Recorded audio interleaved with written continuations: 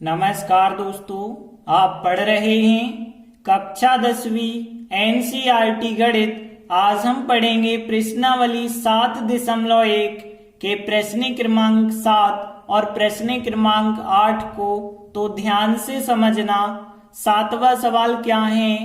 X अक्ष पर वह बिंदु ज्ञात कीजिए जो इस बिंदु और इस बिंदु से समदूरस्थ है। समदूरस्थ का मतलब होता है समान दूरी पर है। अब देखिए, हमें एक्स अक्ष पे एक बिंदु लेना है और ऐसा बिंदु होना चाहिए जो इससे और इससे समान दूरी पर हो। तो एक्स अक्ष पर कौन सा बिंदु लेंगे? देखिए, एक्स अक्ष पर जो भी बिंदु होता है आपको पता होगा उसमें केवल एक्स का मान होता है, वाई का मान नहीं होता है। तो एक्स अक्ष पर स्थित बिंदु x0 होता है। तो हम मान के चलते हैं एक्स अक्ष पर वह बिंदु जो है वो P है जिसके निर्देशांक x0 होंगे। ध्यान रखना, यदि x अक्ष पर है तो केवल x का मान होगा, y का मान नहीं होगा, मतलब y का मान 0 लेना पड़ेगा। अब यह वाला बिंदु इससे और इससे समदूरस्थ है। तो देखिए, हम इन दोनों बिंदु को यदि a और b मान लें तो हमने लिखा तथा a का मान हमने ले लिया 2 - 5 और b का मान हमने ले लिया, जो b बिंदु है वो हमने मान लिया कितना है, -2 और 9 है। अब देखिए आगे प्रश्न में क्या कहा गया है। प्रश्न में कहा गया है कि जो p बिंदु है, एक्स अक्ष पर स्थित जो p बिंदु है वो इस बिंदु से और इस बिंदु से समान दूरी पर है। मतलब P बिंदु की A से दूरी PA कहलाएगी और P बिंदु की B से दूरी PB कहलाएगी। तो दोनों दूरियां कैसी हैं? समान हैं। तो जब दोनों दूरियां समान होती हैं तो उसे ही कहा जाता है समदूरस्थ। अब देखिए, PA की जगह PA का मान रखेंगे जो कि क्या कहलाएगा, P और A के बीच की दूरी कहलाएगी PA। तो देखिए, PA का हम मान रखते हैं। अब ये रहा P और ये रहा A, तो दोनों के बीच की दूरी PA होगी। अब कैसे निकालते हैं दूरी? आपको पता होगा कि दूसरे में से पहला बिंदु घटाते हैं। तो 2 में से x घटाएंगे तो 2 - x का वर्ग होगा, प्लस -5 में से 0 घटाएंगे तो -5 - 0 का वर्ग होगा और बराबर लेना है PB। तो PB का मतलब P और B के बीच की दूरी। तो अब हम B में से P को घटाएंगे तो यहां -2 में से x को घटाएंगे तो -2 - x का वर्ग हो जाएगा, प्लस 9 में से 0 को घटाएंगे तो 9 - 0 का वर्ग हो जाएगा। अब देखिए, दोनों पक्ष में करनी लगी है। करनी यदि हमें समाप्त करना है तो दोनों पक्षों का वर्ग करना होगा। तो यदि हम दोनों पक्षों का वर्ग करते हैं तो देखिए, यहाँ पे वर्ग करेंगे तो वर्ग वर्गमूल कट जाते हैं, यहाँ पे वर्ग करेंगे तो वर्ग वर्गमूल कट जाते हैं। यहाँ पे बचा होगा 2 - x का वर्ग प्लस -5 - 0 मतलब -5 का वर्ग बचा होगा। यहाँ पे -2 - x का वर्ग बचा होगा और यहाँ पे 9 - 0 मतलब 9 का वर्ग बचा होगा। अब देखिए, हमें इसका होल स्क्वायर करना है और इसका भी होल स्क्वायर करना है। तो होल स्क्वायर की एक सर्व समीकरण होती है a + b का होल स्क्वायर बराबर a वर्ग प्लस b वर्ग होता है और बीच में होते हैं 2ab। देखिए, इसी की सहायता से हम इसका भी स्क्वायर करके बता रहे हैं, इसका भी स्क्वायर करके बता रहे हैं। तो क्या करना है आपको? इस संख्या का वर्ग करना, फिर इस संख्या का वर्ग करना और दोनों धनात्मक आएंगे क्योंकि वर्ग कर रहे हो। फिर इन दोनों का गुणा, a और b का गुणा किया तो ab आया, उसका दुगना कर देना है तो 2ab। यहाँ पे भी हमने 2 का वर्ग किया 4 आया, x का वर्ग किया -x का वर्ग किया तो प्लस का x वर्ग आया। इनका गुणा किया 2 और x का 2x और फिर 2 से और गुणा कर देना है। जो भी इनका गुणनफल है ab उसका दुगना कर देना है। तो 2x हो रहा, 2x का दुगना करेंगे तो 4x और माइनस का 4x आएगा और यहाँ 5 का वर्ग 25 हो जाएगा। सेम यहाँ भी आपको करना है। -2 का वर्ग 4 होगा और -x का वर्ग प्लस का x वर्ग होगा। -2 और -x का गुणा प्लस के 2x प्लस 2x का दुगना किया प्लस के 4x हो जाएंगे और 9 का वर्ग करेंगे तो 81 हो जाएगा।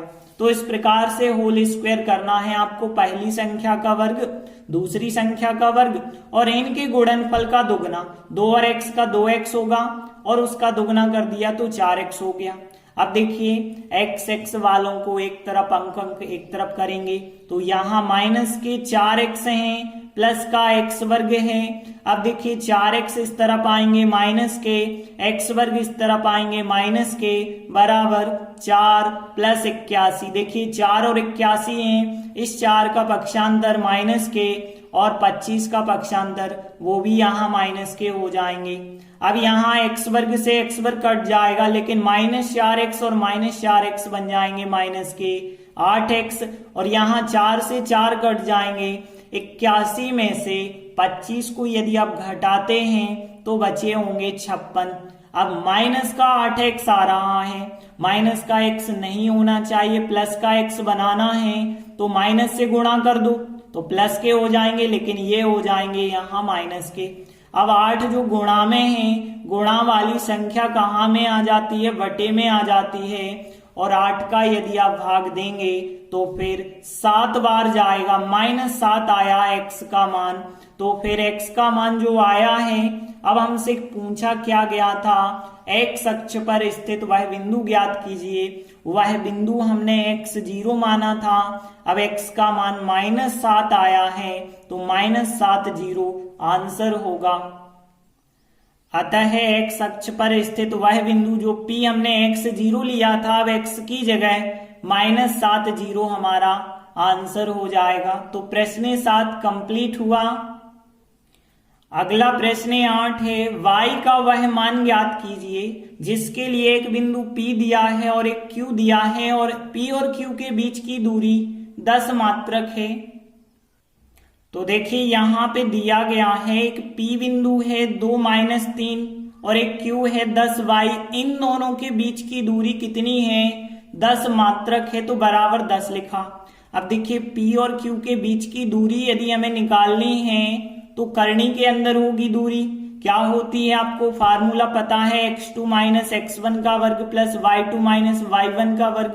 तो हम दूसरे में से पहले बिंदु को घटाते हैं, 10 में से 2 को घटाएंगे तो 10 - 2 का वर्ग प्लस y में से -3 को घटाना है तो y में से -3 को घटाना, एक माइनस ये है और एक ये है तो माइनस माइनस प्लस के 3 हो जाएंगे वर्ग, बराबर कितना होगा 10। अब यहां ध्यान देना, यहां करनी लगी है तो करनी को हटाने के लिए हमें दोनों पक्षों का वर्ग करना पड़ेगा। तो हम दोनों पक्षों का वर्ग कर लेते हैं। देखिए जब इसका हम वर्ग करेंगे तो करनी समाप्त तो हो जाएगी, 10 - 2 8 का वर्ग आएगा और यहाँ y + 3 का वर्ग आएगा और यहाँ पे देखिए वर्ग कर रहे दोनों पक्षों का तो यहाँ 10 का वर्ग बन जाएगा, क्योंकि इसका भी वर्ग किया है इसका भी वर्ग किया है। यहाँ तो करनी वर्ग से कट जाएगी लेकिन यहाँ करनी नहीं लगी तो यहाँ 10 का वर्ग बन जाएगा। अब देखिए 8 का वर्ग कितना हो गया 64 प्लस y + 3 का वर्ग, यहाँ सर्वसमी का लगाएंगे तो देखिए सर्वसमी का हमें पता है a + b का वर्ग, a वर्ग होता है b वर्ग और बीच में होता है इनके गुणनफल का दुगना। तो यहाँ पे y का वर्ग होगा, 3 का वर्ग होगा 9, y और 3 का गुणा 3y का दुगना कर देंगे तो 6y हो जाएगा, बराबर 10 का वर्ग कितना हो जाएगा, यहाँ पे 100 हो जाएगा। अब देखिए यहाँ पे यदि हम देखें तो y वर्ग है और 6y है तो y वर्ग तो और कोई है ही नहीं और y वाला पद और है ही नहीं, तो फिर यहाँ y वर्ग और 6y कट नहीं पाएंगे तो हम सबको एक तरफ कर लेते हैं, y वर्ग प्लस 6y 64 और 9 यदि हम जोड़ते हैं तो 73 हो गए और 100 का हम इसी तरह पक्षांतर कर लेते हैं बराबर 0। तो यहाँ y वर्ग प्लस 6y 73 धन के हैं और ऋण के हैं 100, मतलब माइनस के 27 बच जाएंगे बराबर 0। अब देखिए यहाँ एक द्विघात समीकरण हमें प्राप्त हुआ है और द्विघात समीकरण को हम गुणनखंड विधि से हल करेंगे। तो कैसे करना होगा, ध्यान देना, हम बीच के पद को दो भागों में तोड़ते हैं।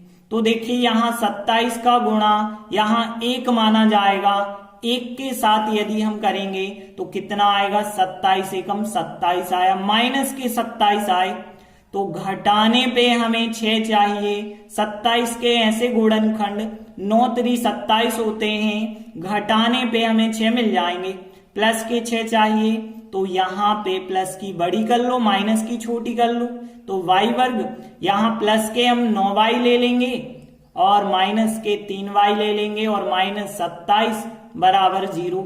अब देखिए आगे हम गुणनखंड निकालने के लिए यहाँ इन दो में से y कॉमन लेंगे।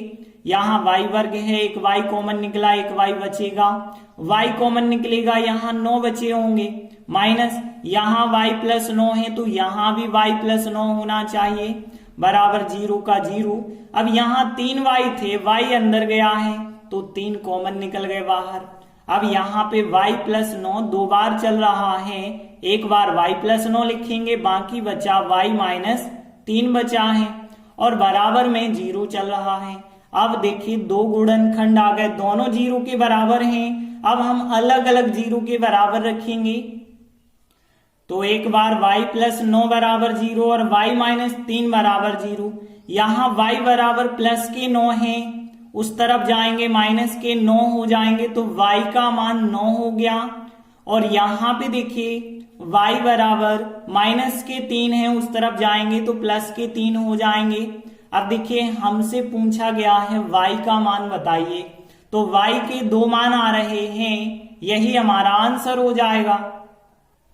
अतः y के अभीष्ट मान y बराबर -9 और y बराबर 3 हमारा आंसर हो गया। तो प्रश्न 8 भी कंप्लीट हुआ। धन्यवाद।